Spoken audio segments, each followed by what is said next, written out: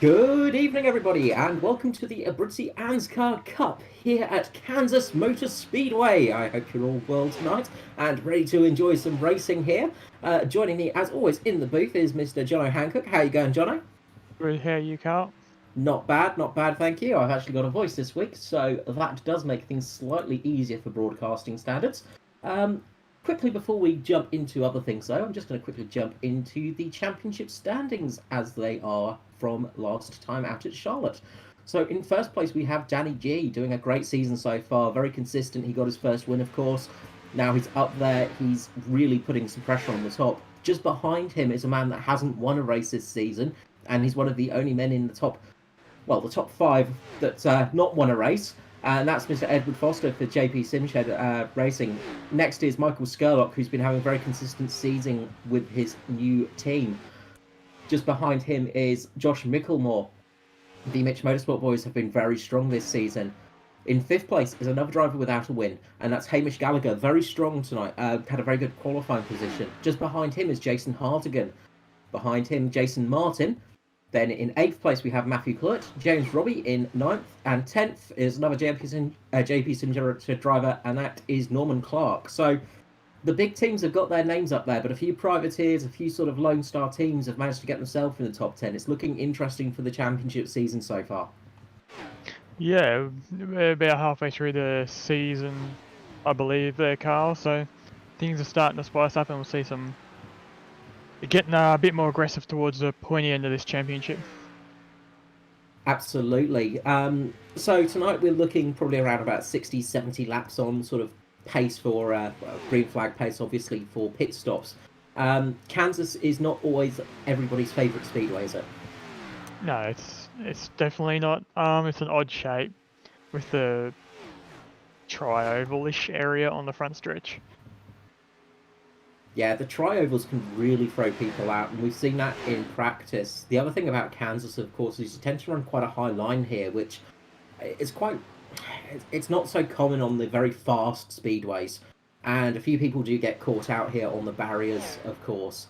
So who was your prediction tonight to click their heels together 3 times and get the victory, Jono? Am I going to put the commentator's curse on someone? I'll put it on Mr. Jason Martin this week. Look, Jason Martin is a hard one not to back. He actually got pole in qualifying. Very, very well done for him, and he just put out an amazing lap. I've got to go for his teammate, actually, Josh Micklemore. Again, a very good lap in qualifying for him. On his final lap in qualifying, he was on it so much. He was so close to the wall. It was an absolute joy to watch. So we're going to start lining up for the grid here now. So we'll be able to talk you through those grid positions and get ready for all of that. Let me just quickly click on the right things. So starting off on the first row of the grid, we have Jason Martin and Josh Micklemore. Second row is Hamish Gallagher with Rob Fletcher. Third row is Danny G with Michael Skurlock. Fourth row is Bradley Allison with Raymond Yeager. Fifth row is Danny Albin and Edward Foster.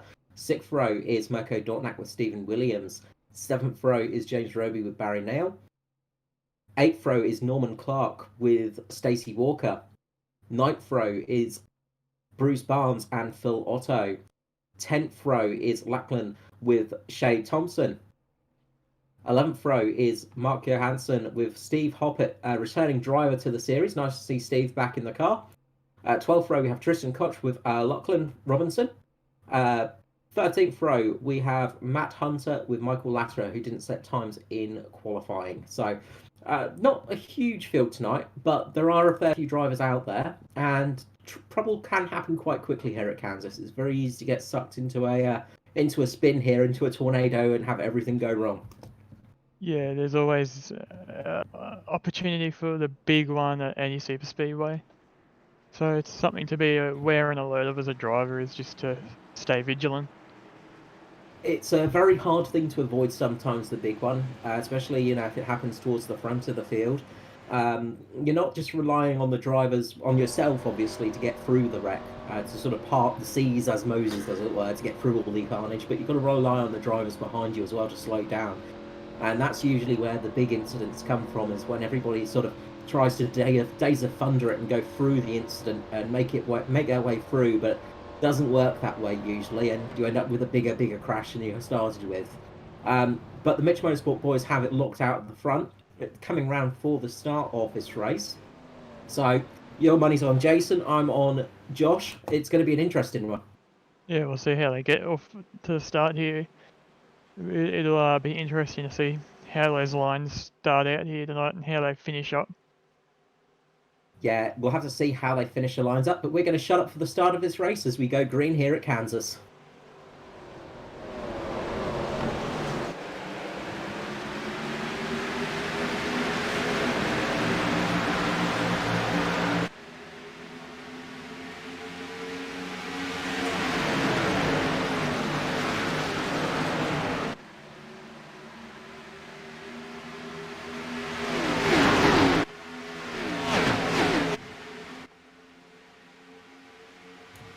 And we've already got a caution out here tonight as one of the cars has gone down underneath the Stacey Walker's gone down, and that is a big one. Yeah, we're going to go to recall. Yeah, it was Just a big got into incident, an that one. outside wall there, and I don't know if they were helped there at all or not, but some of the back guys had to really avoid it. Just going back to have a bit of a look at that one a bit closer, it looks like Stacey just got loose behind another car. Just the front lifted off, and then the tank slapper happened, and that caused Matt Hunter and a couple of other drivers have to go down low, and they almost had a sort of secondary crash down there. So a couple of drivers involved in that one. Our first caution has come out quite quickly in this race, on lap number 1, unfortunately. Yeah, not the best way to start the race off, but I'm sure we get going here and race in only a few minutes. That's it. And one thing we just want to talk about there is actually just what happened to Stacey.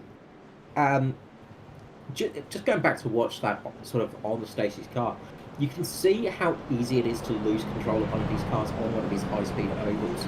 Because when you get behind a car, the front lifts off, you lose downforce basically. When you're in the drag of another car, when you're being dragged along, it's great because you start going faster. But of course, on a corner, you've got to be careful not to get too much drag. You've got to be sort of getting a little bit downforce still on the front. What happened to Stacey where was the car got loose on the front.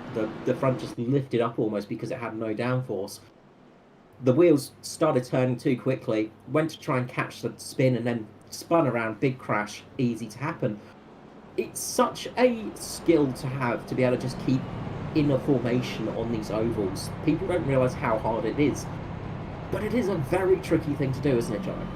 Yeah, it is very hard. A lot of, I guess, people from all walks of life, I'm not going to say road racers or anyone in particular, but these cars are built very specifically, and the tracks that they race on are very specific too. Yeah, well, to the road racers out there, one way of looking at it is when you try and follow a car through a very high downforce corner, you're going to struggle, you're going to have a lot of understeer. And it's a very similar thing that happens in these, in NASCAR, in the Cup cars and in trucks, Xfinity and all the other series. You still have that issue present because it's just how aerodynamics work. Obviously, these cars are designed to run a bit better close up and to be able to run together as they do. But you still have some of that effect coming in. And it becomes very difficult to sit directly on the tail of somebody. If you move up slightly too much, if you're just a millimeter out of position, your car will just go loose on you, and all of a sudden you're in a big wreck. Yeah, it's millimeter precision here, Carl. It is indeed, and sometimes on these overs, it doesn't look as we always say, it doesn't look that hard. But we would always recommend, if you think that and you are a sim racer, come and give it a go sometime, because boy, it is not easy. Gaining even a tenth of a second on these tracks is the difference between first to 20th. Sometimes it is not an easy road.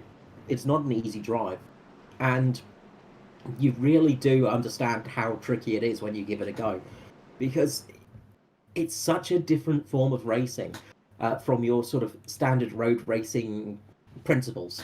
And of course, there's also the whole strategy aspect to oval racing, which is a very different thing again. Here at Kansas, it's very much a tyre sensitive track. So by lap 60, 70, your tires are almost falling apart. They're barely held together by anything. They're just bits of canvas by that stage. So you've got to work out when's a good time to stop. And sometimes rolling a dice early on in a caution like this, you might see a couple of people come in, maybe roll the dice for a pit stop. We've seen Rob Fletcher come in for a stop already, but I think that was for some repairs because there is quite a lot of damage to his car. You can actually see at the back of the car there of Rob Fletcher that missing almost the whole rear spoiler, and you can actually almost see the actual fuel hose now, thanks to the new graphics of the damage models. But there is so much going on in these races that your focus is drained so quickly. It's a very hard thing to do. All racing is hard.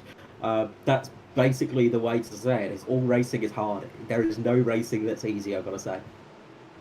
No, there's not, as the lights are out on the safety car, so we'll be going green this time by. We will be, and we'll probably see that lightning restart from Jason Martin again. Now, this has allowed Danny G. He's now behind his teammate of Josh Micklemore. So Mitch Motorsport have managed to get their cars up relatively high. Hamish Gallagher behind him. Jason Martin does launch the car off, gets a great restart, but Hamish Gallagher reacts perfectly to that and has managed to get underneath Josh Micklemore. Will he be able to keep the position there? We'll see how this goes. As Josh Micklemore runs a little bit high, and that's allowed Gallagher to get on the tail of Jason Martin and slot himself into second place. You can see just behind him as well, Skurlock, and there is a big crash at the back, another crash at the back with Lachlan Robinson and Mark Johansson. Let's go to replay here. Have a look what happened. Just the outside wall. There, outside the wall, other, unfortunately. a few cars everywhere. Yeah, that really spread them out. Steve Hoppett involved in that one as well. Not the return to the Cup Series that he would have wanted. James Rody as well has got some serious damage on that car. A few cars there that have got some damage on them, and that's not going to help them out for sure. Obviously, when you get damage on a speedway like this, you lose so much speed as well. The aero just drops off.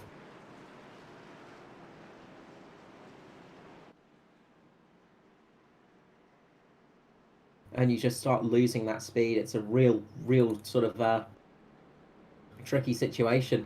Looks like it was actually Steve Hoppett who got loose on the outside and went down from that top wall, and then a lot of cars collected him. We heard Steve over the radio through our comms just apologising for that one.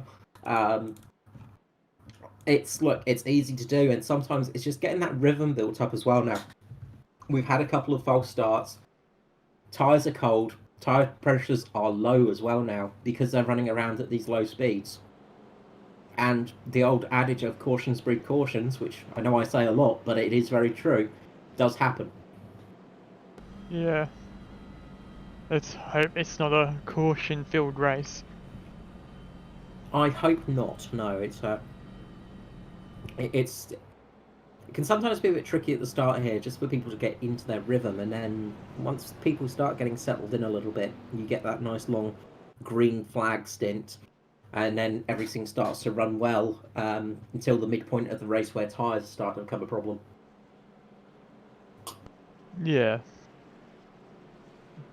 Do you know in your ANZCAR history, car, what was the most yellow flags here at Kansas? Not off the top of my head, no. Put you on the spot.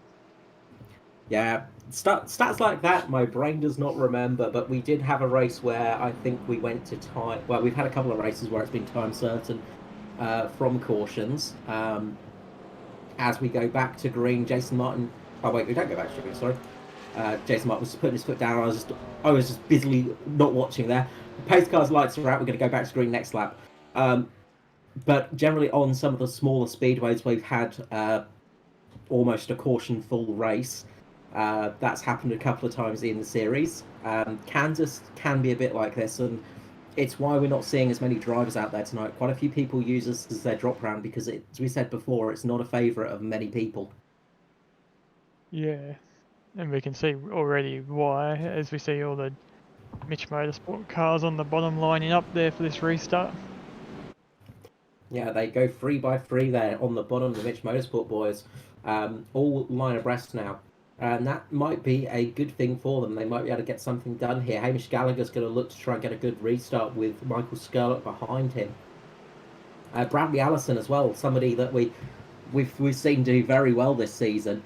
He's sitting there in 6th place, just ahead of Edward Foster in the in JP Simshed car, with Raymond Yeager just down below him.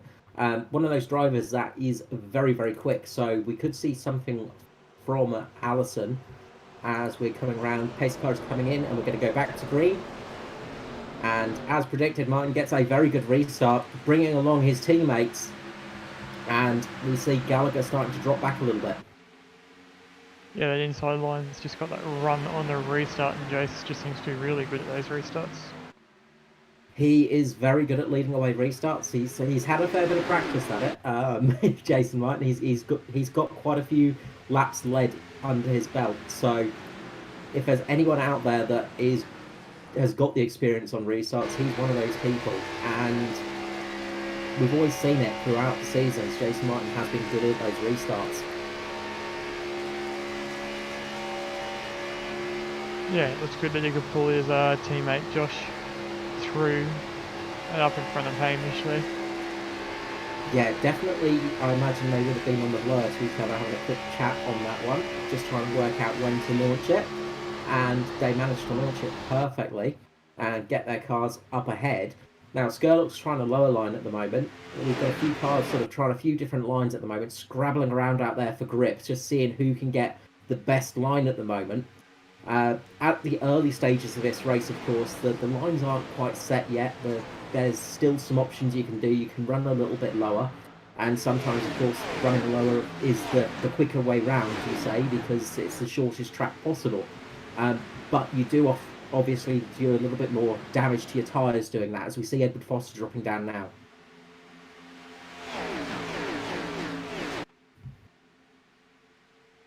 Yeah, well, it's good to see the race is getting underway and a few green laps here so far. You've done it now. Yes, we seem to be getting to that road. I'll tempt fate. You're just going to play with fate, it seems. Yep. The good thing about this now is there's a couple of laps under the belts, and this is going to start getting those tyres back up to temperature for those drivers. The car will start handling a little bit easier. You'll start to know what little furballs the car has, and you'll sort of get used to how the car feels now. And this is what you need in a oval race, is those opening laps to get a few laps under the belt just to get used to how the car's handling. Yeah, it definitely helps to have the tyres up to temperature out there and to know what your car's like underneath you. It is, and we can already start to hear, actually, just from watching Jason Martin, we're just lifting through turns 3 and 4 now already, this early into the race. That sort of tyre wear is starting to affect more and more, and you can just, the lap times are going to start going down and down and down quite quickly.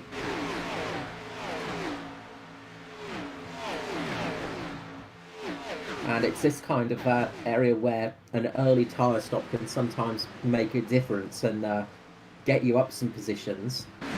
Everybody on the lead lap, though, is stop free at the moment. Nobody chose to stop under the caution, so they're all on the. Everybody on the lead lap is on the same tyre strategy at the moment.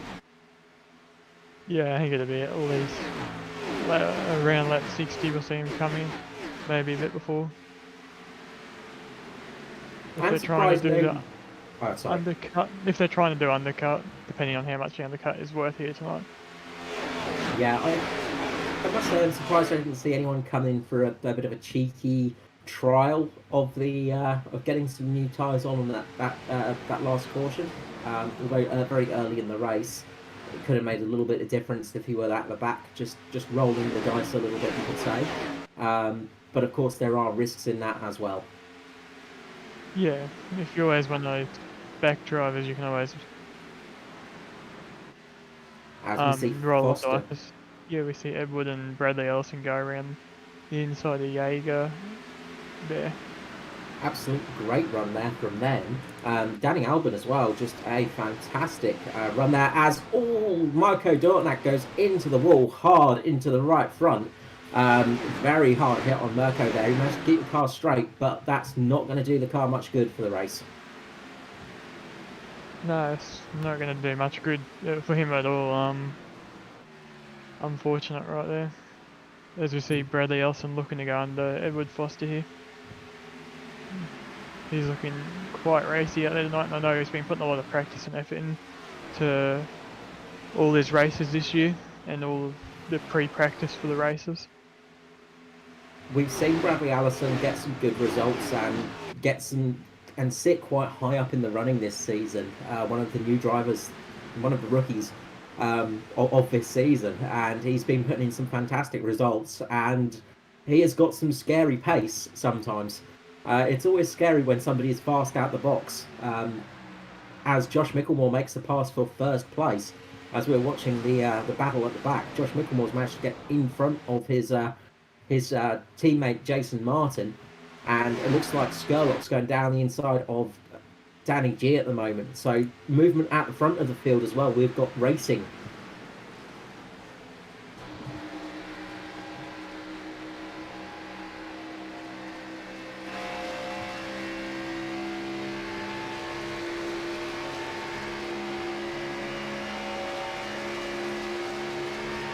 Now we've got Hamish Gallagher trying to squeeze up the inside of Jason Martin here.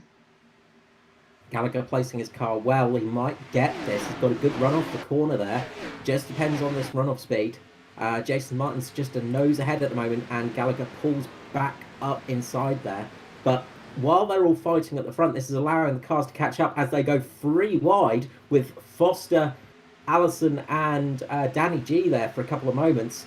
It looked like they were going to try 4 wide there across the start-finish line, which would be very scary here at Kansas. Very, very close racing there, but Foster's managed to launch himself up, and he's now chasing down Skurlock.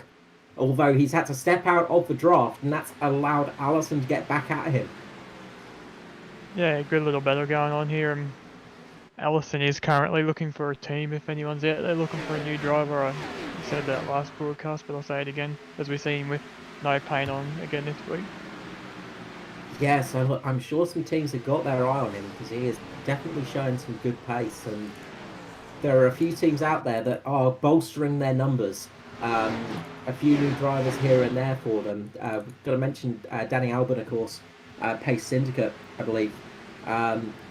New driver in the Cup Series as well. So a few new drivers just creeping in, a few new teams. So they are starting to grow in numbers, and we are starting to see some teams forming with some very good little drivers under their belts. Yeah, well, every team has to start somewhere. But it's nice if you can start in the lead. Sure. Which is one of those things that Mitch Motorsports pretty much managed. They didn't have the most successful season last year, but they did have a very successful intro into this series. Being the team that they are of Micklemore, Martin and Danny G, they very strong lineup there. And we've seen it this season with JP Suchet as well, getting a few wins. First win of the year, of course, went to them. A great way to enter a series if you can get a win right out the box. Yeah, it's always the best way to show up in a new team and show them off, is roll in and get all your sponsors and your team a win. That's it. As we see a great battle between Danny G, Michael Skurlock and Foster now. Skurlock managed to just roll up the inside of Danny G and just get in front of him, and that's allowed Foster to have a good run here. Danny G just dropping down the pack a little bit. Foster's still running that low line. He seems to be quite happy with it down there, and seems to be able to carry some speed through there still. As we get a car off in the background. No caution triggered as I furiously click through.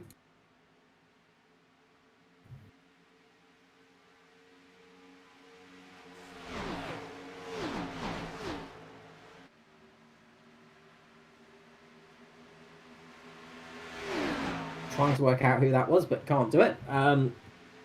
But luckily, the caution didn't trigger. They just lost it going through turns 2 and turn 2, but managed to keep the car out of the wall enough and get back on the track before a caution flag could come out. So that's good to see, because we're getting some really spicy racing out there at the moment.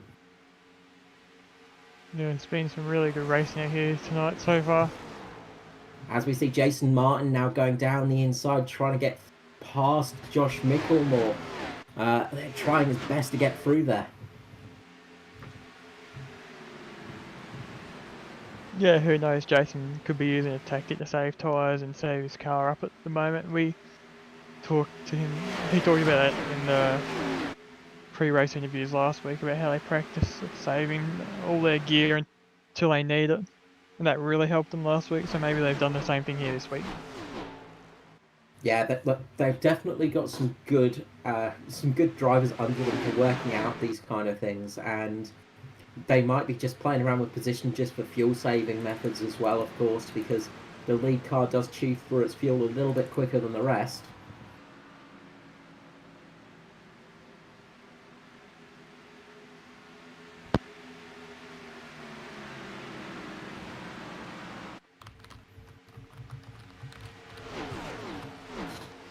Mm-hmm.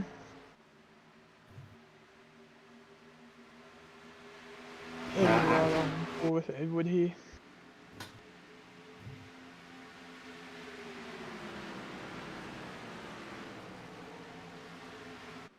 Foster having a good race tonight. He's leading up the charge for JPC Shed boys. Still chasing down Danny G. Danny G's managed to get a little bit of distance now. He's just keeping Bradley Allison just behind him at the moment. Yeah.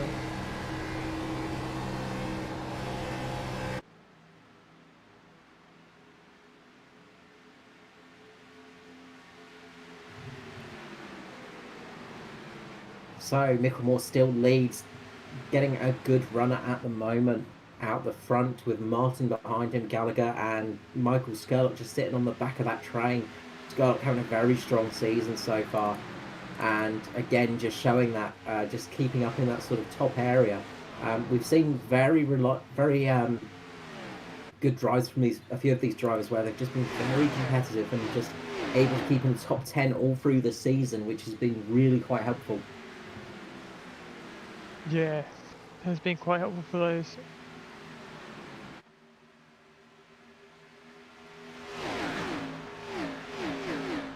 And it will help, especially coming up to the chase at the end of the year, and everybody, of course, fighting to get into that this season and trying their best to get a few wins under their belt, of course, because obviously that gives you the confidence when you do get into the chase at the end of the year for that championship.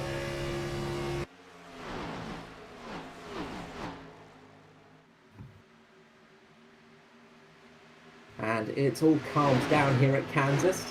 Everything's just started to relax a little bit as we go out there. We've still got Micklemore in the lead with Martin behind him. I believe we're having a couple of technical issues just on our on broadcast at the moment, so we apologise in advance for those. As Edward Foster's gone round out the back. Foster has gone round.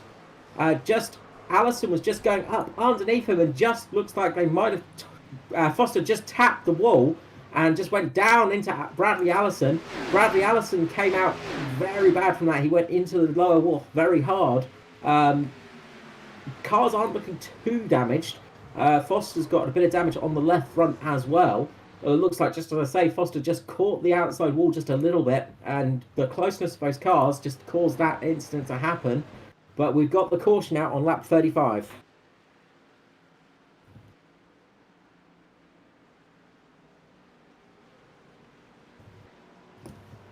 Which is unfortunate, as Hamish Gallagher has actually managed to sit himself just ahead of Jason Martin there. He did actually make the pass, so he's got himself up into second at the moment. So good run from Gallagher.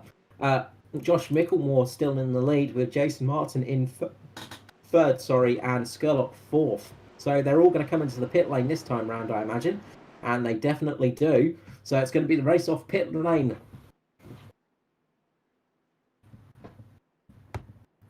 So everybody's going to be hoping to make their marks correct, hoping to sit properly in their positions and not miss their pit boxes. So we'll see how they all go.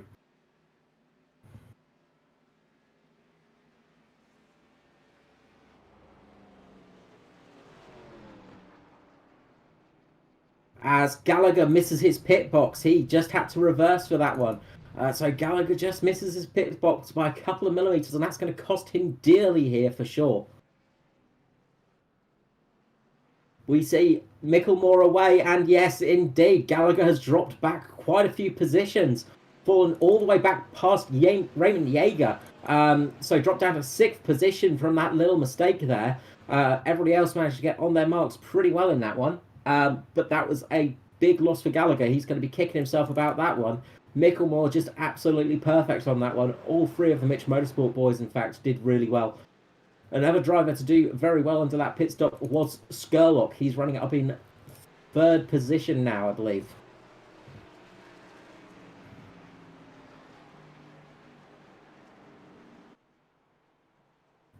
And hopefully we should be getting our graphics back very shortly. Seems like things might start. We'll play around, hope maybe get them working. If not, we will carry on nonetheless.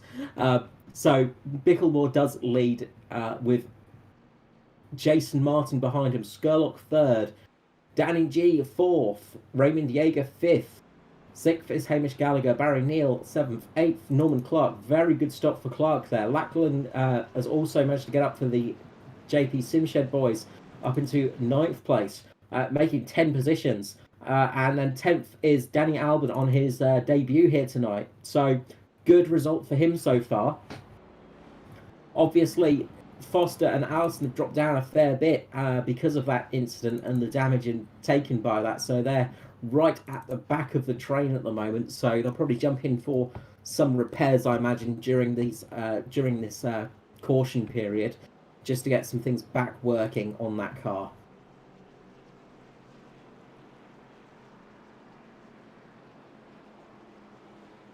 And looks like we're back to having graphics. So thank you for bearing with us with that one. And thank you to all of our viewers for that, for keeping with us there. And also, we've got to thank as well, while we're under caution, Track Cams for Gourmet. Absolute brilliant track pack options and giving us these beautiful views tonight here at Kansas. You can, of course, get your own at trackcams22.com. That's trackcams22.com. Absolutely fantastic camera angles, great for broadcasting. If you do any sort of sim broadcasting, things like that, well worth looking into. But pace car lights are out, lap 38. We're going to go back under green shortly with Josh Micklemore leading his teammate Jason Martin.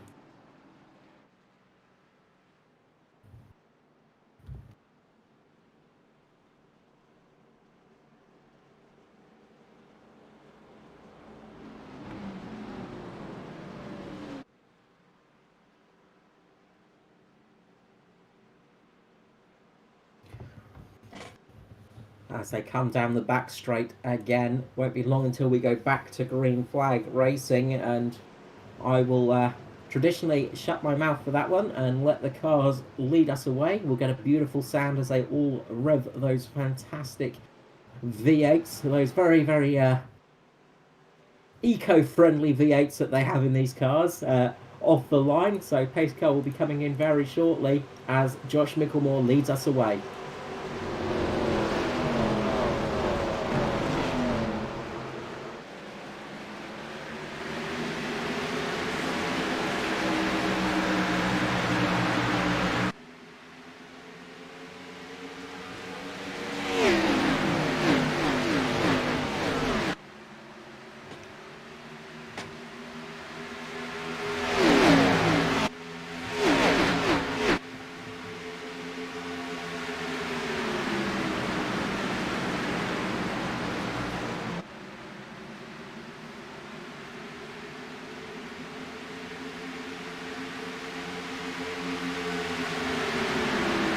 And we're back to green here at Kansas as Michael Skurlock was like a greased whippet off the start line there, getting up into second place. Now he might be battling with Jason Martin. Jason Martin might be getting back at him now.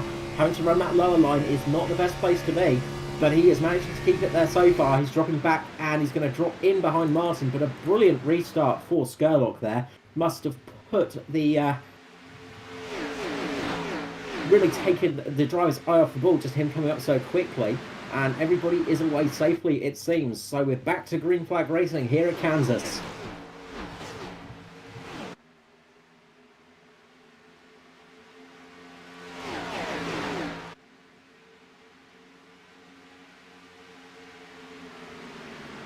And there's a few beaten up cars through the pack now as well, and this is going to start throwing things out a little bit. We've got Phil Otto in 10th at the moment, who has got a little couple bits of damage on the car, and he's just starting to struggle a little bit to keep pace with a couple of other guys around him. He's managed to keep it in 10th at the moment, but there are a few cars that have got damage, so expect to see them start to struggle as these runs go on.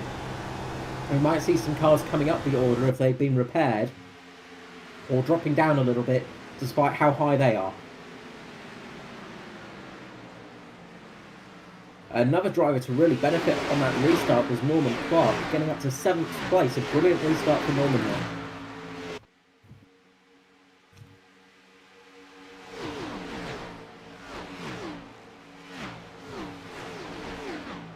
As the snake starts to form here at Kansas with Micklemore leading, everybody else just sitting behind him, just getting into that lovely bit of broken air behind him, getting dragged along and keeping their speeds up as Micklemore punches the hole for him. The sort of back half of the field are all racing now as a pack two. There's a sort of multiple little battle packs forming, as a few drivers drive around with battered cars trying to keep it in the race now, which is quite difficult. One driver doing that is Edward Foster, the last car on the lead lap. He is currently lapping quite a bit slower than the rest due to the damage on board. Almost about half a second slower than the rest of the field as well. So he's going to have a bit of a tough time tonight. Yeah, it definitely is, Carl. It's never good once you get out there and you know the car's damaged beyond reasonable repair and you're losing time. It's never fun having to drag around a damaged car. It's never an enjoyable experience. Even though it can pay off sometimes, of course, because you can still get some good finishes here. You never know what's going to happen in racing. You could easily lose another 10, 15 cars and find yourself up there in the top 10, despite all the damage you're currently carrying. Yes, that's for sure. You never want to give up either when you're racing. You want to always try to be out there as long as you can and push as hard as you can. Absolutely, it's one of those things. Sometimes it feels like it's absolutely hopeless, but then all of a sudden you end up finishing in a good spot, and you go, "How the heck did that happen?" We've seen that a few times in the series where people have come across the line not realizing how far up they are. But really, just got to mention, to say, Norman Clark, absolutely brilliant restart there, and he's managed to drag himself up a fair few positions as well, 8 positions. Up the order. He started 15th, he's currently 7th now.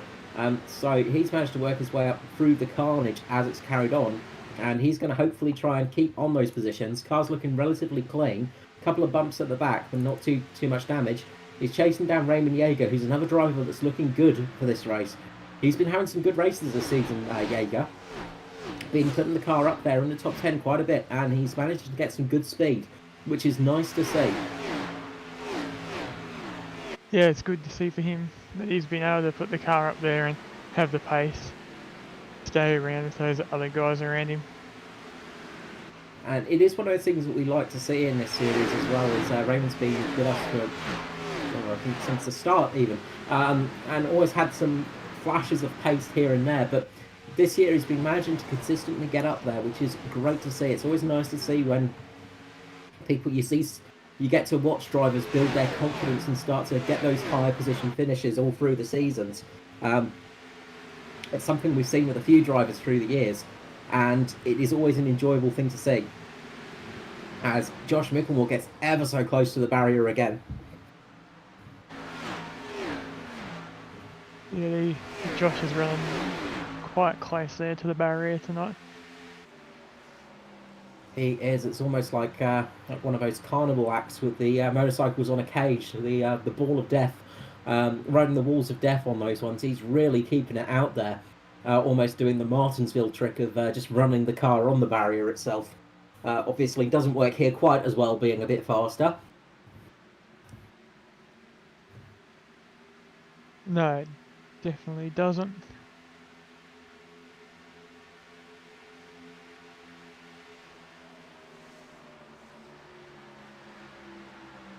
I was just flicking through the order. Another car that's had a good recovery is Shea Thompson, getting up to 10th now.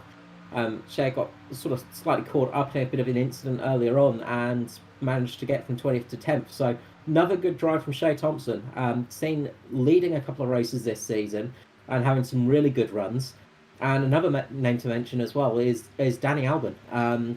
The first race in the series and in 9th place, qualified 9th, sitting 9th. That's a pretty decent achievement to have, especially here at Kansas. It's quite hard to keep your position after qualifying sometimes. Yeah, it can be quite difficult out here to keep that position after qualifying, so good job on him. As we see Hamish Gallagher just giving a little bit of a nibble towards the wall there. I think maybe just caught the front slightly. So these drivers running extremely close to the walls now.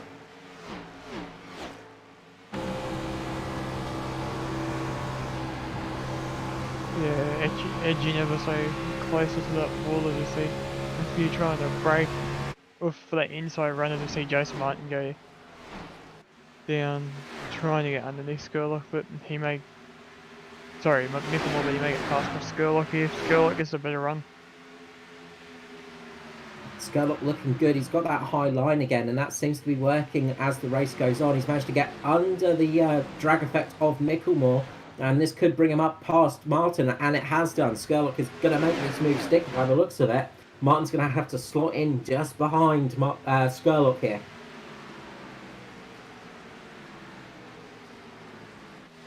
Yeah, Jason seems to have really good pace at the beginning of the run, but I'm not sure if it's falling off a little bit for him during the run or if he's trying to save stuff to the end of the run here. It's always hard to say, isn't it, really? It's are you playing the long game or are you just sitting there? It's, in all honesty, there's not much to lose at the moment in those sort of top 4 spots because he's got 2 teammates with him in that top 4 position. Skurlock is really the fly in the ointment for the Mitch Motorsport team at the moment. Just sitting there and keeping that team slightly broken apart so they can't run away with it. And this could mean that Martin has to race a little bit harder to try and get past Skurlock and use up a little bit more tyre as he tries to get a run that time round across the start-finish line, but doesn't make it stick as Skurlock positions his car really well.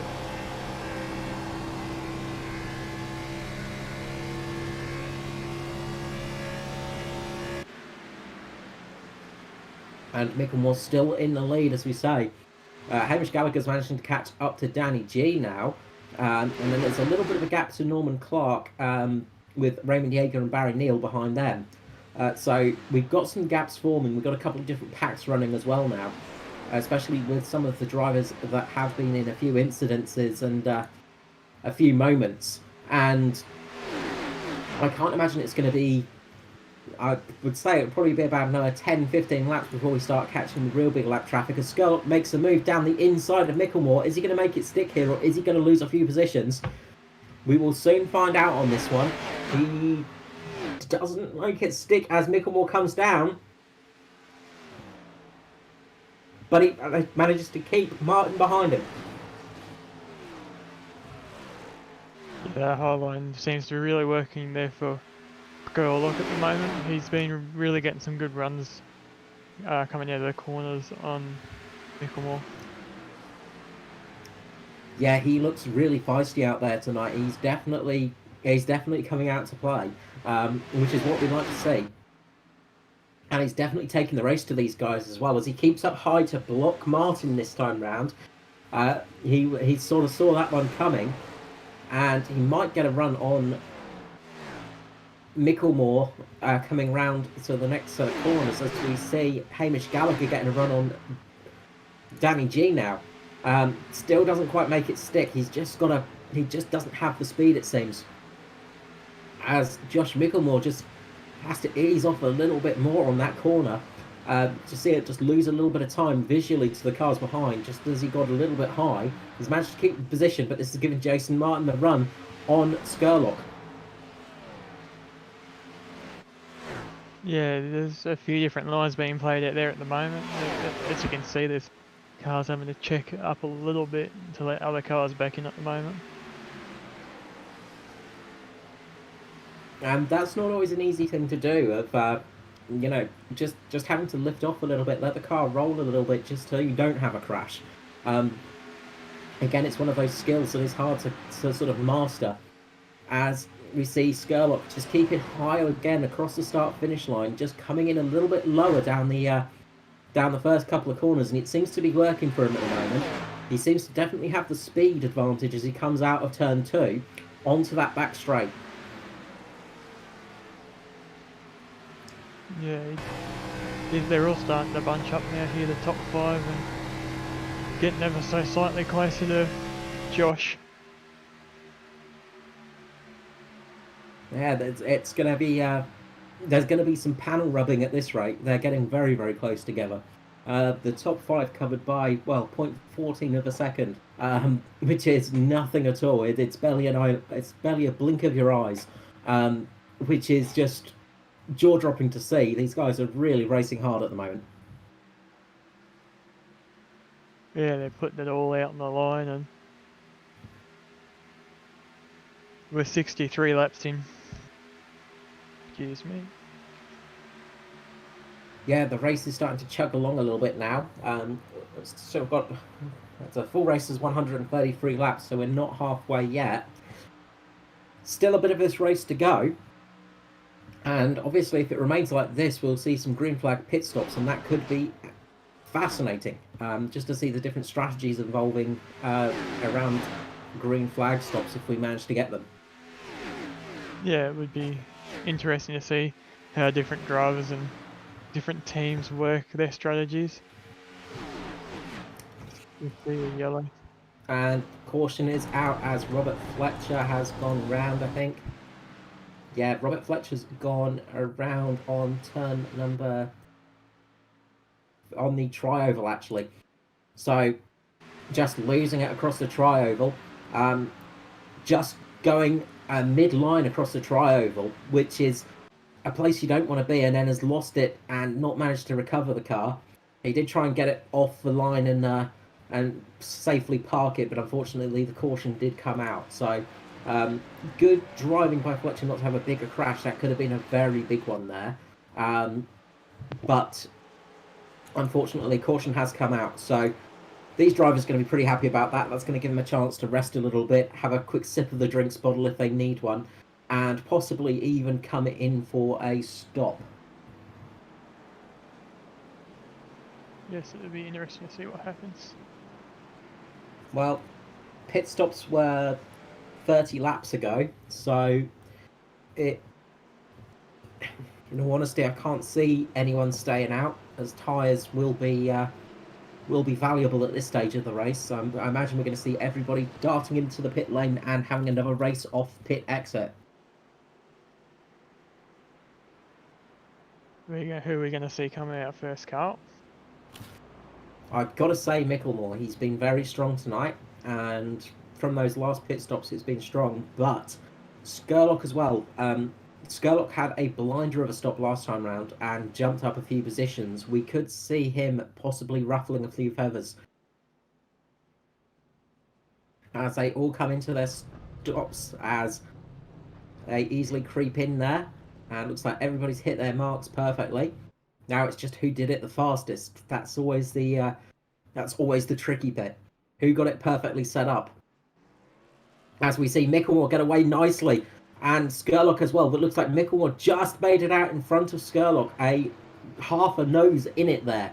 So Micklemore in the lead still with Skurlock behind him.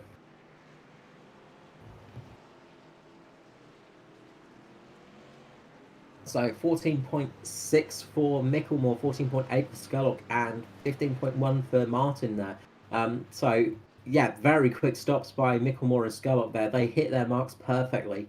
I was going to mention actually, it did look like Jason Martin was just gingerly coming into the actual lane. He wasn't quite fully on it, which is a fair enough thing. You know, it's easy to lose positions in these pit stops. Another thing as well, actually, is if we do jump on board Josh Micklemore, sounds like he might be fuel saving.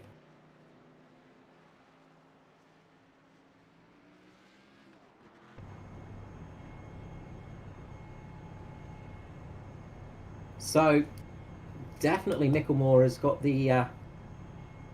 sounds like he's just running it on the clutch, switching the engine off as he's going around a couple of times, just keeping enough speed in there to keep up behind the pace car. So a little bit of fuel saving for Micklemore here. That's interesting to see this early in the race. Yeah, you could just be doing what a lot of the drivers do out there, which in these type of situations, which is run around in fourth gear under caution, which is what I tend to do anyway, just to keep the RPMs down and that engine from revving high and using more fuel. Yeah, it's he's keeping it very low at the moment, so there's hardly any revs in there. So he's definitely in fuel saving mode, and he seems to be the only one doing it at the moment. Because having a bit of a listen to the other cars around us, they're putting a little bit more gas in there than anyone else. So just an interesting thing to see this early in the race. You know, we kind of expect to see this if maybe planning not to have another stop. Don't think we could go all the way from here for Josh Micklemore if we go green.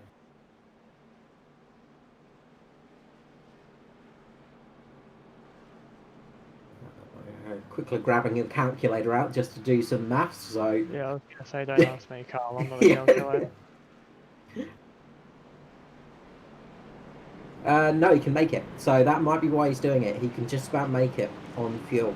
So he might be just doing that little bit of fuel saving. Just if we do go green here, he will just be able to scrape it past the flag, while some others might struggle a little bit. It's going to be close though. We'll definitely be close here. But we still got over half the race to do. We do, yes. 65 laps to go, I think. So a long way still to go, and that's optimistic for a green flag run, I'd say. But you never know. You can't count on these things. No, it's better to be expecting the worst and expect the best and prepare for the worst.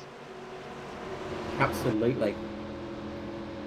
As pace car comes in, and we're going to go back to green flag racing with Josh Micklemore leading the way.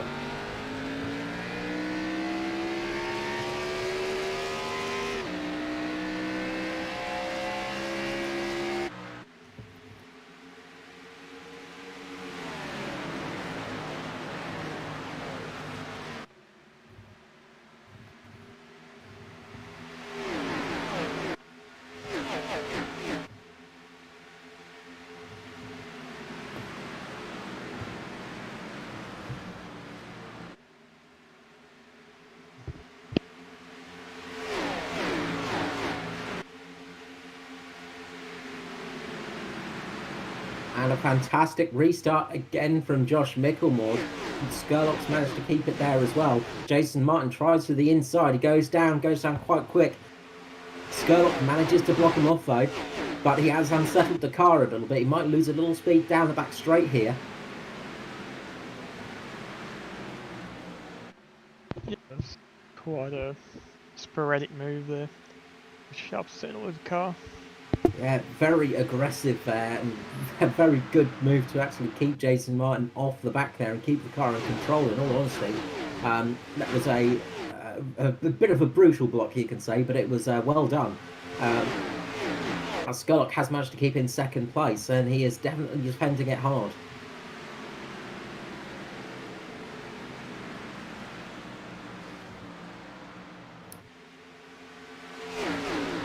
As Martin continues to try to go down that inside line, trying to harass Skurlock, trying to force him to go offline. and trying to force him to go defensive, which is going to cost him time, of course. So Skurlock, if he goes to try and fight with Jason Martin, he's going to start losing time with Josh Micklemore. But of course, he could lose a position to Jason Martin. So it's really trying to choose that battle and work out what's going to work for you. But at the moment, you've got to say Skurlock has the speed. Yeah, definitely.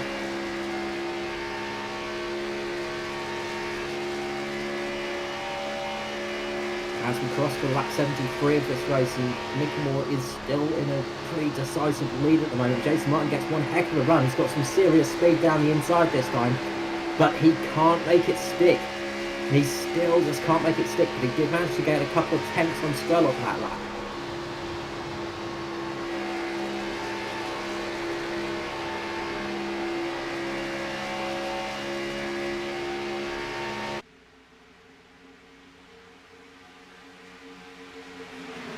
As Skurlock starts to look at the back of Micklemore now, and that might put him in a bad position. Jason Martin goes down the inside. Micklemore has just slowed Skurlock down a little bit from that attempted pass.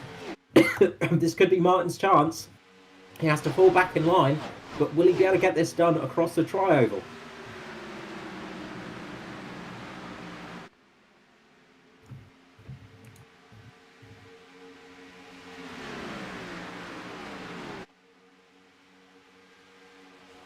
They're close again, but Martin can't get it done. He just needs that little bit of extra speed. He's almost trying to push the car along. You can just imagine him rocking back and forward in the seat, just trying to get that car to go a little bit faster. It's just 1 mile per hour, the difference you need to get past. It is a ridiculously small margin.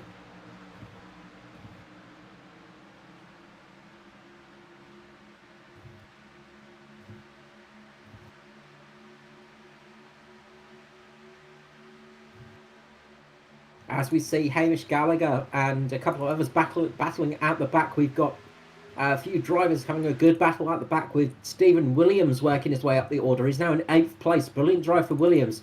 Bradley Allison sitting in 7th. He's still having a good drive. Norman Clark up to 6th now, chasing down Hamish Gallagher. So we could see Norman Clark up there soon as well, having a great run this race. Danny G still sat in 4th place, but the battle is on at the front, as they are all across the circuit trying to find every tenth they can. Martin now trying for the inside move. He seems to have it sticking. He's got some speed as they're side by side as they come into the corner. But Martin isn't going to make that one work as he falls behind Micklemore once again. Behind Skurlock once again. Yeah, great racing out here at the moment, Carl. This is the exact kind of racing we want to see. It is so close and seat of your pants racing, really.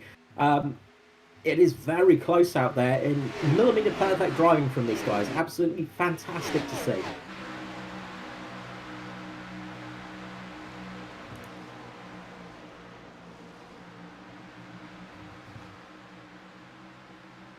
And that battle for the lead is still on very much from these guys. They are very much pushing it as hard as they can.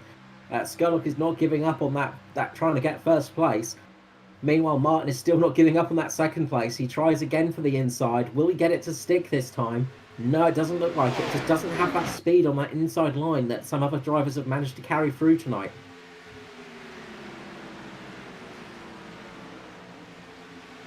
As Stephen Williams in the background makes a good move on Bradley Allison, working his way up the field as well. Another driver that is doing well this season, Stephen Williams.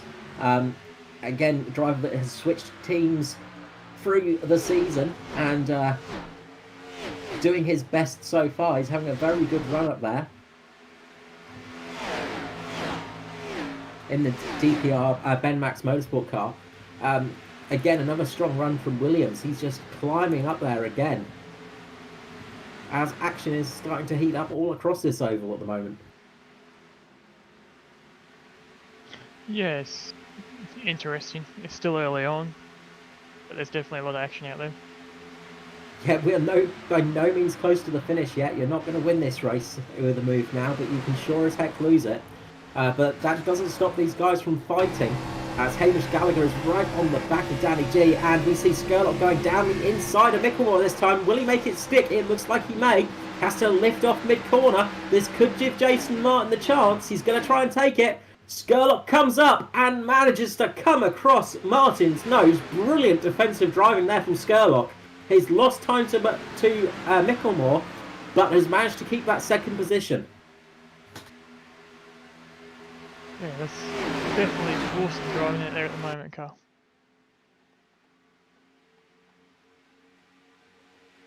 That was one heck of a move, and just the fact that Skurlock managed to keep the car looking so stable through there is, it just speaks to skill, really. Yeah, all these guys out here tonight, and all their ANZCAR drivers have a lot of skill. They're the best of the best, and just goes to show. Yeah, most of them are still very young, which is annoying, but they've got years of experience behind them. One other thing is, of course, sim racing is you can build up that experience quite quickly, despite your age. And you know, these guys have got quite a lot of experience, especially on the oval racing aspect of things, and they're really showing it tonight, especially up the front.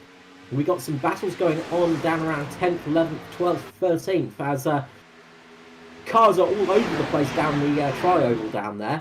It's just where to look at the moment, trying to figure out which battle is best to watch, because it's hard to choose, really. Yeah, there's racing going on everywhere, Carl, and you've been covering it very well. I've just been sitting here listening to you go, mate. You've been doing well. Got eyes across all the track most of the time. Great battle in 11th with Tristan Koch managing to keep Raymond Yeager behind him. They go 3 wide across the tri-oval as Tristan Koch manages to keep in the lead just behind Danny Albon, but it looks like Lachlan is going to get it. Lachlan goes out on the outside, he goes into the wall, and we might get a caution here as Raymond Yeager goes down. He manages to keep the car somehow. Tristan Koch is well involved in that, manages to keep the car going straight. Does come back on the oval, manages to miss a whole heap of cars, but we remain caution free. That was almost a huge incident there. Yeah, it could have been a big change for strategies and everything right there in that second. That was one of those moments where you would have clenched rather hard, I imagine. It was a scary moment for those guys.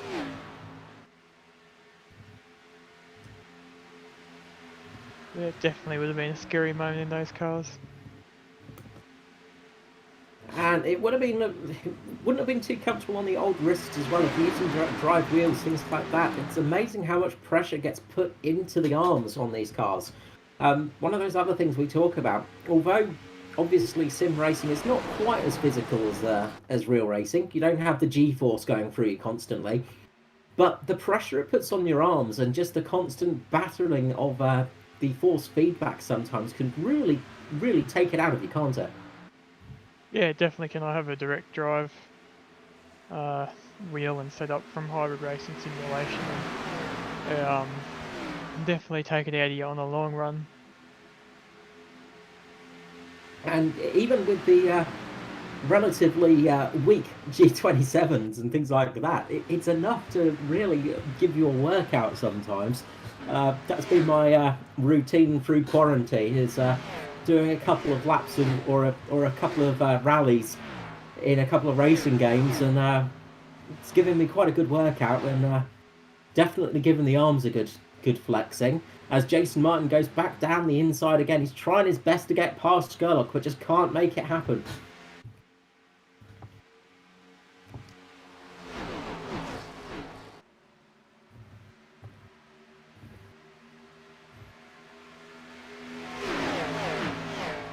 As we come across the tri-oval one more time for lap number 90, they go down low. Martin keeps up high. This might leave it open for his teammate as Danny G is now sitting behind him.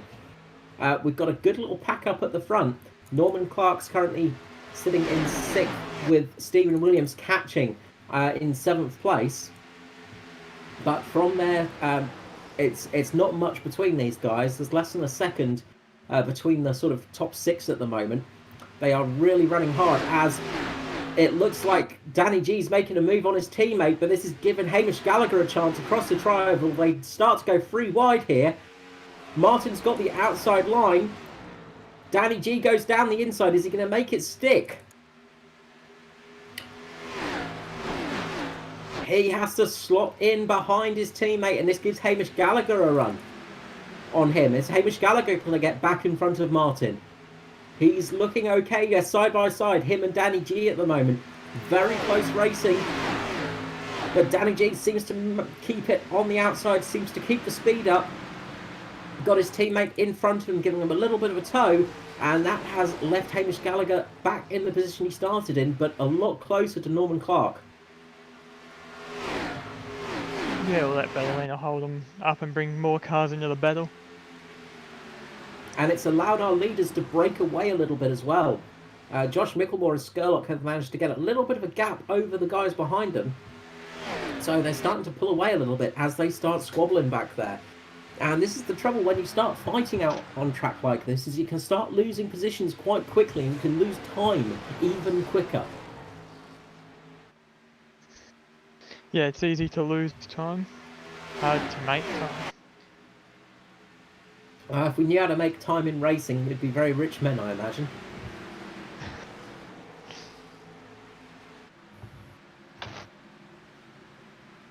As Mickelmore keeps out in the lead, he's been having an extremely strong race tonight. Again, not to put the old curse on him, but was definitely fast in qualifying, definitely one of the drivers to watch tonight, him and Martin. Skurlock has managed to jump up there though, and is really showing a strong form tonight in that Pace Syndicate car, his new team of course. We saw Skurlock in the Polka Dot Special at the beginning of the year when Illusion wrapped up their racing division. Now in Pace Syndicate, Skurlock is having a fantastic race in the 350, sorry.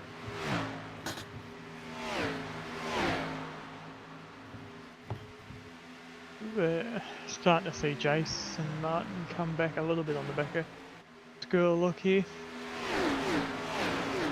Yeah, he's still got speed in that car. You know, you sort of see Jason Martin dropping back by a second, and all of a sudden he's right back up there. That just shows the pace he's got underneath him. The trouble is, Kansas is not an easy track to pass on. It is a very tricky track. The force on these cars, because they're going so fast, they just want to. You just have to stick them to that outside wall almost, and that makes running the inside line so much slower. Almost a bit like a centrifuge. You just can't get anything done on that inside line sometimes, and it's quite frustrating. Yeah, it can be very frustrating as a driver being just stuck there behind someone. You do get very sick of the rear of their car very quickly, don't you? Yeah, you get sick of looking at their sponsors. As again, Martin makes a little look down the inside, just trying to put Skurlock off that line. Skurlock doesn't bite this time, he's just staying there behind Mickelmore, just keeping glued to that tail. They do step out a little bit just so they don't lose too much speed. Mickelmore is just in the wall there, just the slightest of scrapes there. Nothing in it really, but definitely rubbed a little bit of paint off that right rear. Yeah, just seeing now Jason fall back again.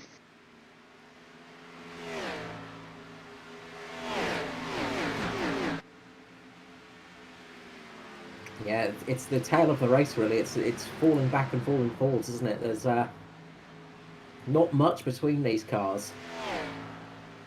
No, they're all just kind of sitting stern in line at the moment.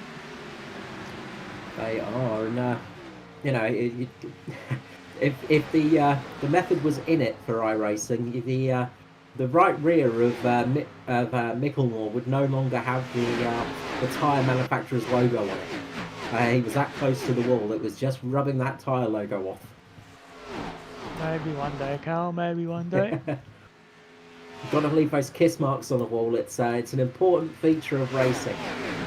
Shows how committed you are. Definitely. But there is time to be found up against that barrier, of course. It sort of acts like a car in front of you almost. It does reduce the drag a little bit when you get up close to the wall. You get a slight drafting effect, and it does help with speeds of these cars, of course. Yeah, we always see the guys tip right up against that wall, even at pretty much at all their racetracks, just on the back stretch. It just gives that car a bit of a... And so, Jono, we've got our first pit in the green, and that's Norman Clark. He is coming in on lap 100. Norman Clark is in the pit lane. Yeah, something happened. Something was going on there with Josh because everyone caught him real quick.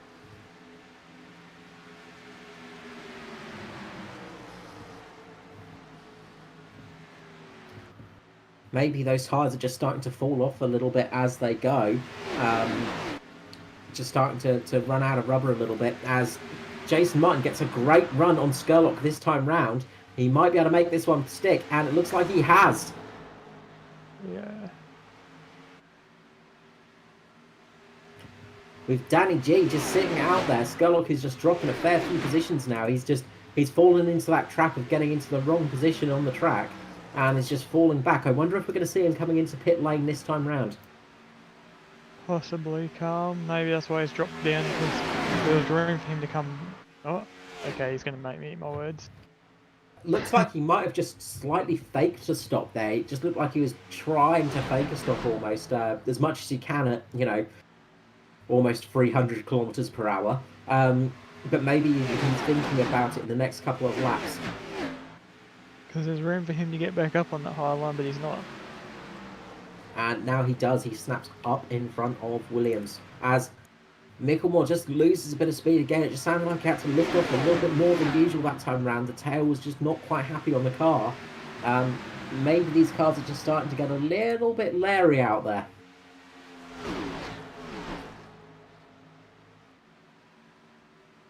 Yeah, and having someone pushing you is always going to help losing that rear end up through the corners.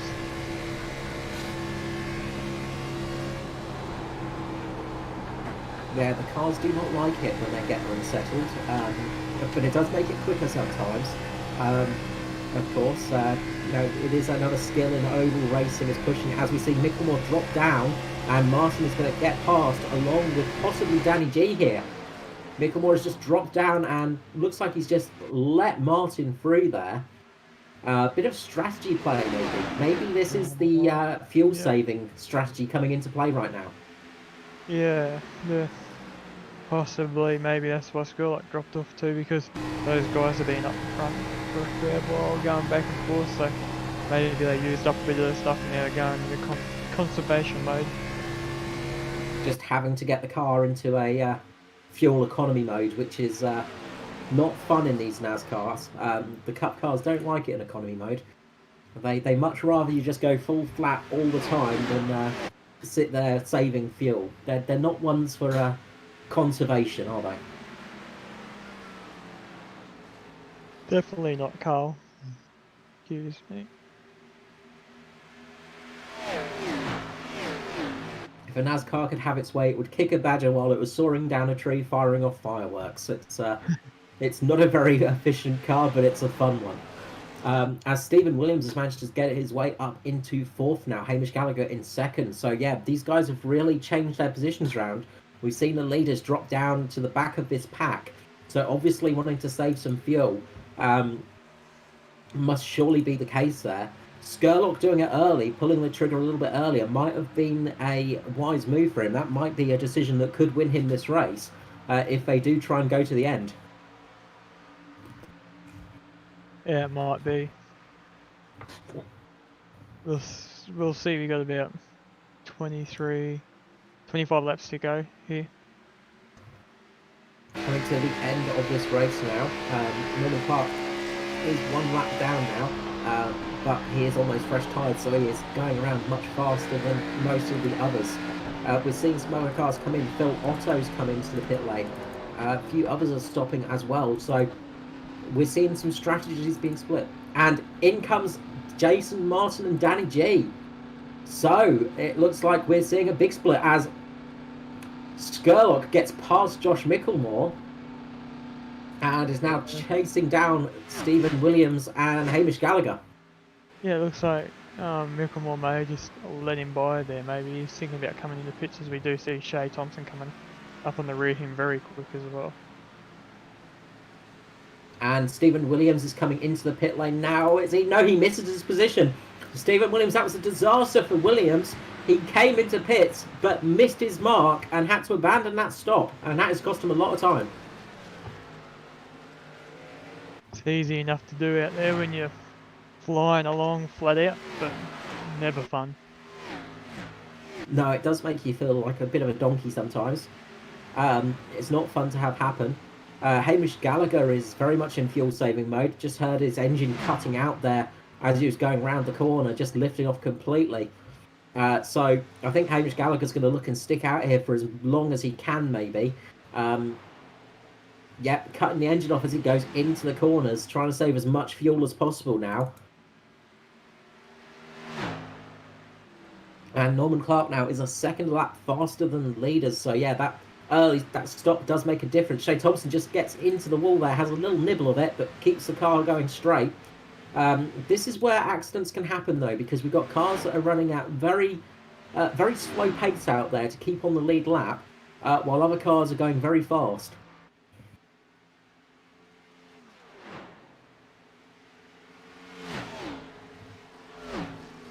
Yeah, it's always an interesting time. And quite a dangerous one too. It is, and yeah, Hamish Gallagher is definitely switching the engine off as it goes around the corners there. Just going back to listen to a few others as we see Jason Martin getting the lap back on Josh Micklemore there. These guys have really split the strategy. Less than 20 odd laps to go. This is going to be an interesting one. Are these guys that are fuel saving going to make it to the end? If a caution comes out, they could be looking quite good. It's really going to throw things up. But currently, the guy that's looking in a very good position is Norman Clark because of that early pit stop. He's got Danny G and Jason Martin chasing him down now, but he is going to probably gain a few positions from this. If it remains green. So we'll have to see how this one runs out as Clark goes up and trying to get past Shea Thompson as one of the drivers that is doing the fuel saving technique just gets absolutely eaten up by those drivers that have stopped already. You can see the difference in speed as they come up to Hamish Gallagher now as well and fly past Gallagher and Skurlock. So they are really flying their way through. Norman Clark there as they go 3 wide. And this is where a caution can come out quite quickly. At the moment, Danny G is the guy leading the charge for Mitch Motorsport, and he's effectively race leader if these guys have to pit. But how long are they going to last out there on fuel if they're having to switch off the engine already to fuel save? Are they going to make it another 19 laps to the end of this race?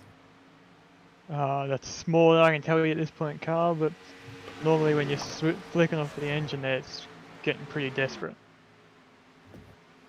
It is a sign of desperation for sure. Just going back to listen to some other drivers, Skurlock is definitely clutching it around the corners, not lifting off quite as much as Gallagher and Thompson, who are literally just turning the engines off as they go around. It looks like Thompson might be coming in this time around, and yes, Thompson's coming into the pits. Yeah, I'm still sitting here watching Josh Micklemore. I'm interested to see how his rest of the races plays out with him, if he's able to save or not, because he was out there pushing the air for so long. Well, we did say when the caution came out, he was switching that engine off and really fuel saving in that caution. I personally don't think he'll be able to save enough fuel to get it to the end. But I have been proven wrong in the past by drivers. Not something that is that uncommon. But currently Hamish Gallagher is the one that's keeping the pace out front, and probably in the best position because was sitting so far back in that pack early on. Probably has a bit more fuel than those guys. Yes, in that draft.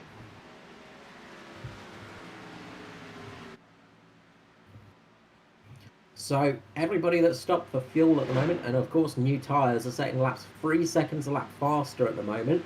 Of course, those speeds will go down a little bit, but not by too much. Danny G is currently about 22 seconds off the lead, so he's going to start catching them towards the end of the race. So this could be interesting. I think we'll see. These guys have to stay out now. They have no choice other than staying out if they want to get a decent finish. With the laps to go, though, it's going to be close if they catch the leaders. It's going to be a sort of last couple of laps thing. But it's really who can do it on fuel. And you've got to say, Micklemore is probably in the worst position at the moment, being the car that's furthest down from those guys on the low fuel loads. He's going to start getting his teammates catching up with him in probably about 5 laps, I'd say. So he's only got 5 more laps until those teammates that pitted catch up to him. So this might not be the right call for Josh Micklemore. No, I had to see how this all plays out for him. And Raymond Yeager's on a bit of a charge at the moment as well. I've actually lost all my lovely timing and scoring, but I don't know if Yeager's actually stopped a little bit earlier on, and that's why he's got a bit of a charge. Okay, so look.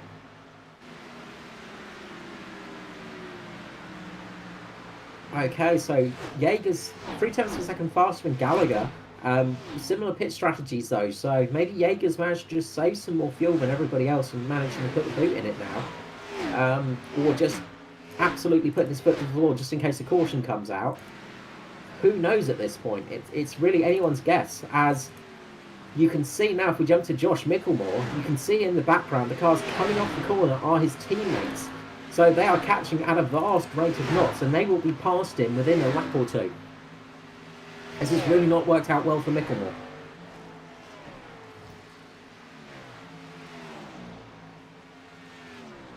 So almost 3 seconds a lap slower than his teammates that last time round. Definitely losing time. And you can just see how much faster those other 2 Hitch Motorsport cars are. Danny G leading it at the moment. And you can see them catching very, very quickly. We only have 10 laps to go, Carl. Is it going to be enough? That's it. It's going to be enough to catch Micklemore for sure, but what about the guys up the front? As I think Gallagher is actually very, very low on fuel, losing quite a bit of speed there. I thought it was almost out of fuel there because the car was spluttering and coughing as he was going around the corner. They are really playing with fire here. This is a fascinating end to the race.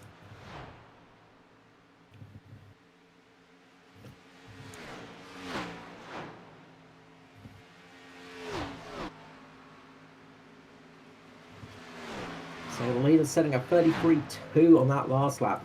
Quite a lot slower than the guys that have fuel and tyres on them. Danny G just 12 seconds away from the race leader now, but if it stays as it is, don't think they'll catch him before the end of the race. So it's really a catch-up game for these guys now, but does Hamish Gallagher have enough fuel to get it to the line? This is going to be the big question. Who has the fuel to get it to the line? Is Skurlock out of fuel there, or is what's happened? Because Micklemore's just come screaming by him. Skurlock is really struggling now. Yeah, it sounds like that car is running on vapours because he is way off the pace. Will we see Skurlock coming into the pit lane this time round? Or has Micklemore just been saving really hard? We don't know. No, Skurlock keeps it out there. Maybe a bit of a mistake for Skurlock, but Yeah, he lost a lot of time that time round, as we're on lap 127 here of 133, and Gallagher still has that lead. He's doing well out there, keeping that field going.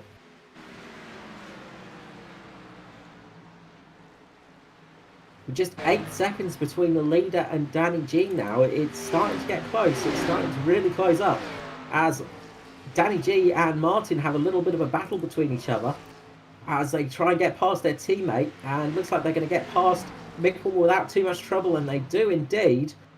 Danny G now is the first car with those fresh tyres and full fuel tanks, so he's going to be pushing hard, but Martin is very close behind him. Raymond Yeager's now got to start looking over his shoulder. He's only got about 4 seconds between himself and Danny G. Gallagher is just running to fuel. And Yeager's coming in. Yeager has come in, can't make it to the end. So obviously was just pushing there just in case a caution came out. So will Gallagher make it here? We're coming up to lap 130 this time round, as the leaders are 6.5 seconds away from him. He had really got to hope for something crazy to happen, or just manage to creep across the line here maybe. This could be a brilliant win on strategy for Gallagher, or a great win for Mitch Motorsport with either Danny G or Jason Martin at the moment.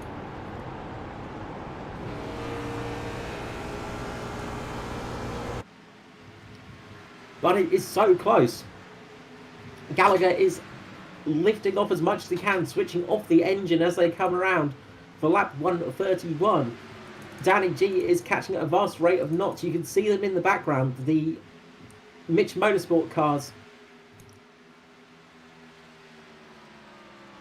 are getting very, very close now, as we've got 4 laps to go. Sorry, I've got 2 laps to go, sorry. As Gallagher just keeps it going somehow.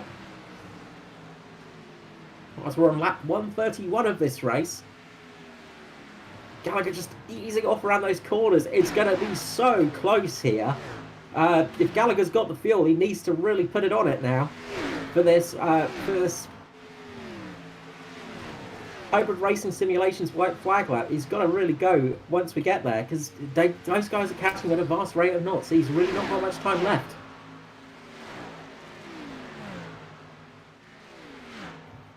And it looks like the tyres are starting to go off of the guys that have pitted.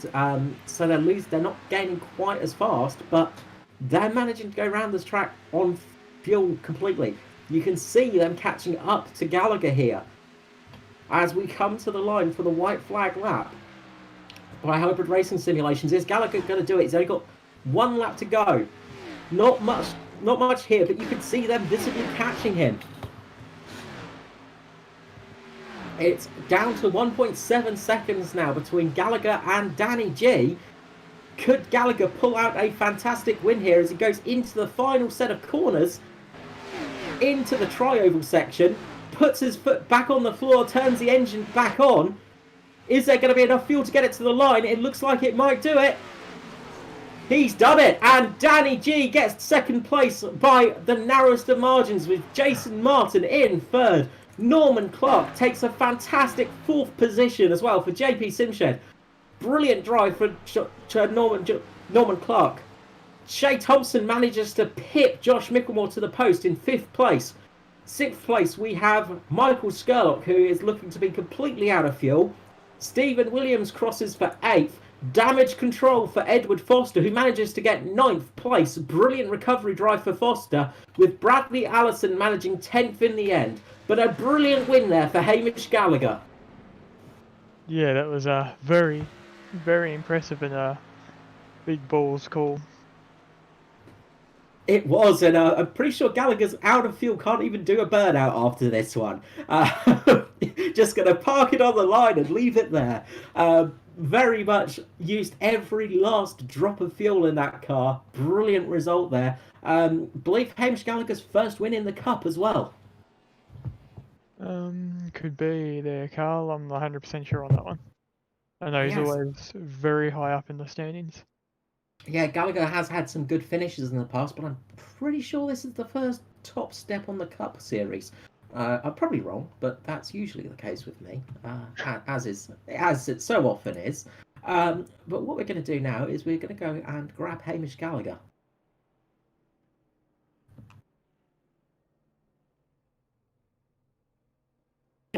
Hamish Gallagher, Carl Withy here with JP Simshed, Simshed Broadcasting. There we go. Got words coming out. Congratulations on that nail-biting win. Yeah, thanks, Carl. Really love that. Oh, it was really good. Yeah, I'm pretty sure the first win in Cup, is it for you? Sure is, Carl. Yep, I thought I was right for once. Well, one hell of a way to get that victory. Fuel saving to the absolute most there. You managed to win that race just 1 second ahead of Danny G, who stopped before you, of course. When did you know that you could possibly make it? Probably literally maybe 2 or 3 laps there, because I could see them all coming. I thought, oh, I'm going to get absolutely swamped, but I was able to save an extra lap there. So the last 2 laps there, I was pretty much flat. So then I finally thought, wow, I'm actually going to win a race. How good's that? And you did it in a remarkable style as well. Obviously, you didn't get to enjoy the burnouts at the end. Obviously, no fuel left in the car for that. Yeah, no, she was dead. We did hear you. Were you switching off the engine as you were going around the course there for those last, it seemed like 20 or so laps? Oh, yeah, no, I was clutching at every corner for about 30 or 40 laps there. As soon as they all came in the pit, I thought, I'm going to roll the dice here, because it was impossible to pass in this here, in the setup. So I thought the only way I'm going to win this is trying on strategy. So I gave it a shot and it paid off. Can't believe it. It paid off very well, and yeah, look, what a great call for you.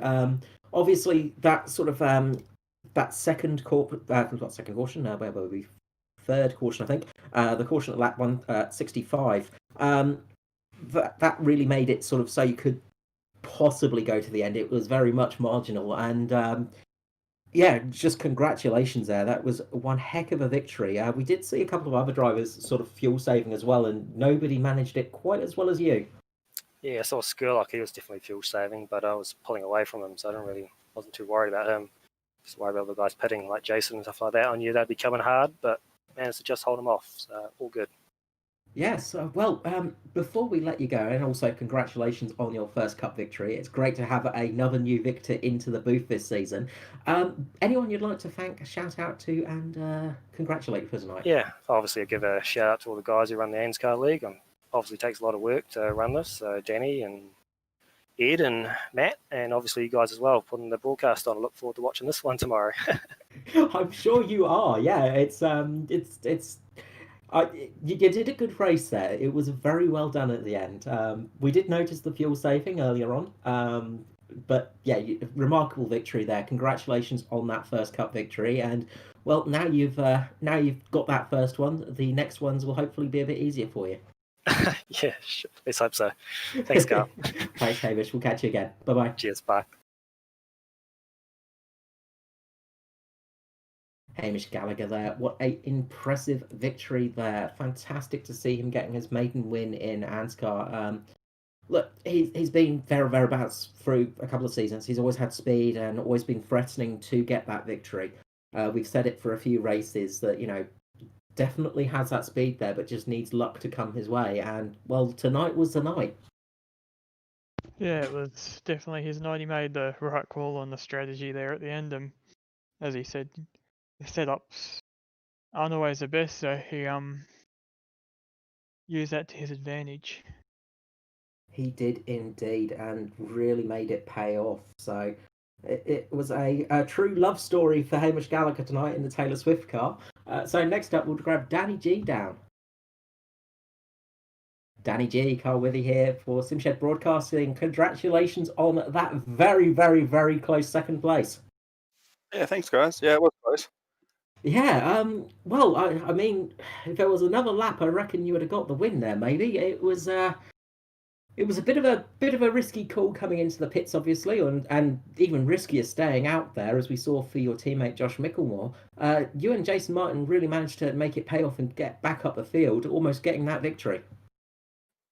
Yeah, I mean, to be honest, when I restarted, I mean, when I was going to make it by 3 laps. I didn't think anyone would make it. So Hamish did an awesome job to be able to save that. But yeah, Jason and I, we probably came in a lap too late, a lap or two too late. Came in a little bit earlier. We may have snuck by for the win. Yeah, it was another strong showing for the Mitch Motorsport boys. Obviously, you guys locked out the front row again, and yourself was up there in 5th place, I think, on the start. You guys just seem to be extremely strong. Obviously, practice and teamwork is paying off very well between you all, and your season is going strong to stronger at the moment. This is going to really eke out your points lead in the championship. Yeah, it should do. It's been a great year for us. We're pretty consistent, at least at the moment. Well, it's pretty much all of us running up in the top 5, which is where we want to be. And yeah, the longer we keep doing that, we'll get those wins. Yeah, and look, as I say, for yourself, your nearest championship rival was Josh Micklemore down in 6th place. So that's really going to help out your lead in the championship a little bit, get you a few more points ahead for sure. And it's been a very good start of the season for yourself. Yeah, cheers. Thank you. Yeah, it does feel good sort of being up there in the championship. Like I said, I think a couple of weeks ago I hadn't been up there for in my life really. So it's pretty cool to get up there and just keep building on that week by week. Well, hopefully you'll keep up there for the rest of the season. I wish you the best of luck. Before I let you run off, anyone you'd like to give a shout out to tonight? Yeah, Ace Drop, Mitch Motorsports, Bob Signs for the paint, and you guys for putting on the broadcast. No worries. Thanks, Danny G. I'm sure we'll catch you again soon. Have a good week. We'll see you again soon, I'm sure.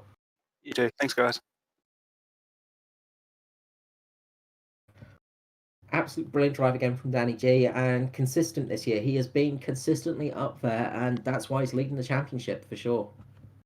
Yeah, those Mitch Motorsport guys have been all consistently up there this year, and there's a no. Yeah, like you said, they could have come in that lap earlier, but it also looked like the tyres and everything was starting to plateau out there right at the end of that race. Yeah, it sort of it all worked in the favour of Gallagher. Really, it just sort of dropped off just at the right time for him for the tyres, and just had enough fuel to cross the line there. Just speaking of Danny G's championship, he came into this round with a 20-point lead, which is quite a decent chunk in NASCAR. He's going to come out of it with a bit more of a lead because his nearest championship rival was Foster in 20 points behind him. Obviously, 9th place for Foster, it's going to net him some points still, but it's really going to help with that lead and get him closer to that chase position. Yeah. That chase is obviously what all the guys out there are aiming for to get into, and then after that win the championship. Absolutely, it's all the important bits. So next up, we'll grab 3rd place man Jason Martin. Jason Martin, Carl Withy here in the Simshed broadcasting booth. How are you going? Pretty good. Pretty happy to have a good clean run again and get a decent result. Yeah, look, another decent result for you and another decent result for the team. Obviously, not the win. Hamish Gallagher sneaking that one out with the field there. It was a very close finish between yourself and Danny G, though. And Hamish did a brilliant job to win that. But yeah, it was pretty close at the end between all three of us. 1 or 2 more laps, that would have been real exciting. It was nail biting as it was. I can't imagine another couple of laps there. We were just talking. It looked like your tyres were dropping off a little bit towards the last couple of laps. Did you guys notice just a little bit less speed there, or was it just a bit to do with traffic? Yeah, just traffic. The dirty air can make you miss your line a bit, and when you miss the line, you got to worry about hitting the wall, and it slows you down. So yeah, it gets a bit tricky. It is easy to do on this track, unfortunately, just getting that dirty air and going into the wall. It's what we saw earlier on in the race. Just quickly as well, while I've still got you here, just on your teammate Josh Micklemore, obviously, he did try to go the race for the race on the fuel as well. It didn't quite work out for him. Were you guys in communication with that one? Were you sort of trying to work out sort of who's going to go where and if it's worth sticking out there trying for the fuel run, or were you just sort of all going on your own little strategy? Yeah, neither neither of us were too sure, so it was a bit of a toss of a coin to decide what we were going to do. But I saw I couldn't make it, so I said I'm going to have to pit now. Then Danny G followed me, and Josh said no, he's going to try and save.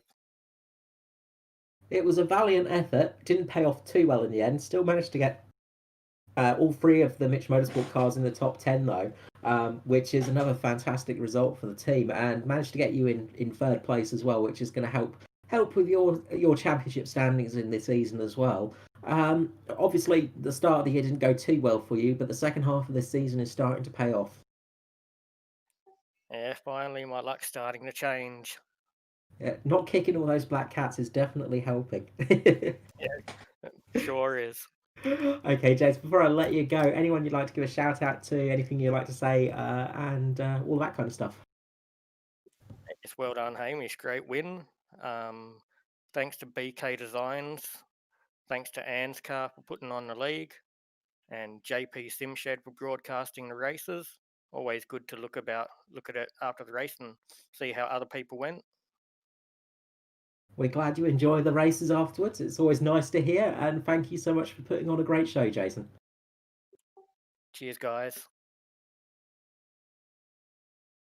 Jason Martin there for Mitch Motorsport. Fantastic job again, up in the top three.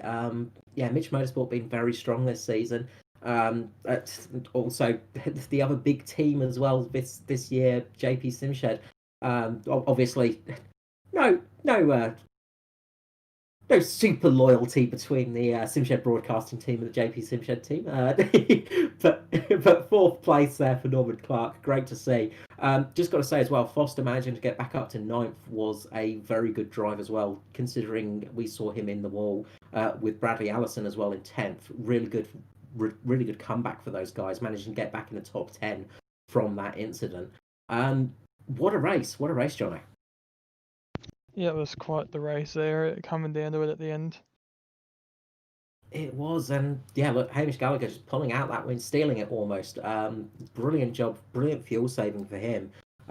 Just for the channel, we'll just let you know that the V8 series won't be running next week, but expect an announcement coming towards the end of the week for that one. And we, of course, will be back next week for the Cup series. As is always the case, we seem to never be stopping anymore. It just seems to be race after race after race, doesn't it? Yeah.